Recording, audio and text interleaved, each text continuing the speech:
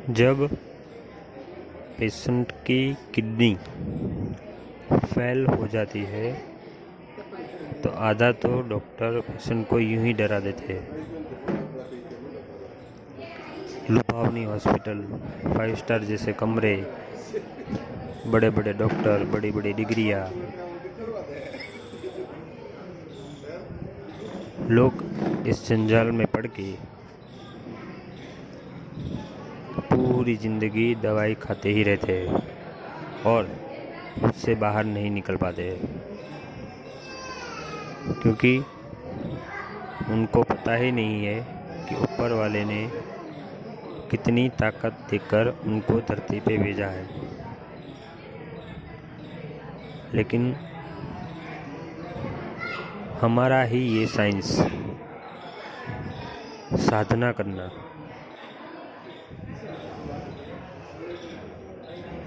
मुझे लोगों को समझाना पड़ता है, तब बहुत दुख होता है कि हमारे भारत का साइंस, जिसकी विदेशों में यूनिवर्सिटियां बन रही है और वहाँ के लोग इसको डेवलप कर रहे हैं, और जहाँ इसका जन्म हुआ वही विज्ञान हम भारतवासी भूल गए और पाश्चात्य संस्कृति की ओर चले गए। इसीलिए आज भारत देश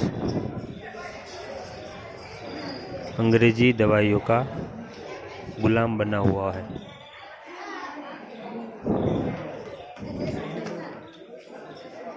हकीकत में कोई भी बीमारी लाइलाज नहीं है,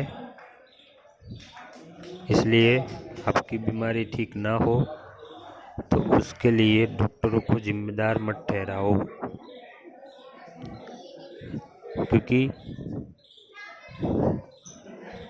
अगर आप अध्यात्म जानते हो तो ही समझ पाओगे कि आपने अपने मन से बीमारी खुद क्रिएट की है। तो जो मन से अपने बीमारी क्रिएट की है, उसी मन से आप बीमारी को मिटा भी सकते हो। साधना करके अपने संचित कर्म काटो, जिसके कारण आपके जीवन में जितने भी दुख, कष्ट, बाधाएं हैं, वो सब अपने आप खत्म हो जाएगी। सबसे पहले तो आपका शरीर स्वस्थ होगा, उसके लिए होना चाहिए ईश्वर के प्रति समर्पण का भाव, श्रद्धा, भक्ति और विश्वास। बीमारी से डरो मत, बीमारी का सामना करो और ये ईश्वर से फरियाद मत करो, ईश्वर से प्रार्थना करो कि मैं आपका धन्यवाद करता हूँ या करती हूँ कि आपने मुझे ऐसी बीमारी दी ताकि मैं आपकी शक्ति से उसको अपने शरीर से बाहर फेंक दूँ। ये भावना अपने मन में लाओ।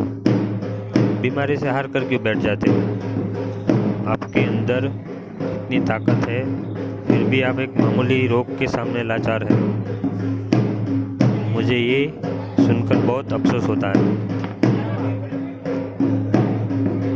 और यकीन ना आ रहा हो तो 21 दिन साधना करके देखो, और 21 दिन के बाद कोई भी डॉक्टर ये बोले कि आप बीमार हो तो मैं अपना क्लिनिक बंद कर दूंगा। मैं अभिमानवश नहीं बोल रहा हूँ, मुझे पक्का पता है कि मेरे भगवान, मेरे शिव, मेरी मैया आद्य शक्ति माँ ललिता त्रिपुरा सुंदरी और मेरे प्यारे गुरु और सभी सिद्ध गुरु जो हमेशा मेरे साथ चलते हैं, साथ रहते हैं, उसकी शक्ति के कारण मैं ये बोल रहा हूँ। और अगर साधना करोगे तो आप 21 दिन में ठीक हो ही जाओगे। लेकिन साधना ऐसी कि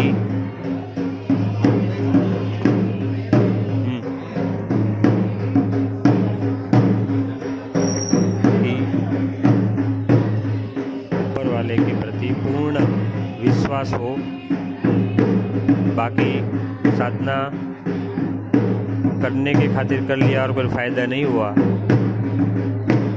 तो भी उसमें आप ही की गलती होगी।